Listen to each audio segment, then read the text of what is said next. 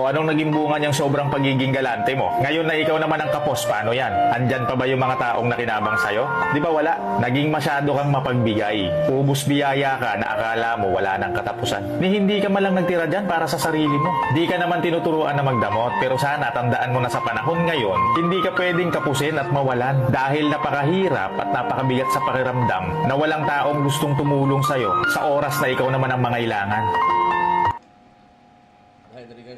O anong naging bunga niyang sobrang pagiging galante mo? Ngayon na ikaw naman ang kapos, paano yan? Andyan pa ba yung mga taong nakinabang sa'yo? Di ba wala?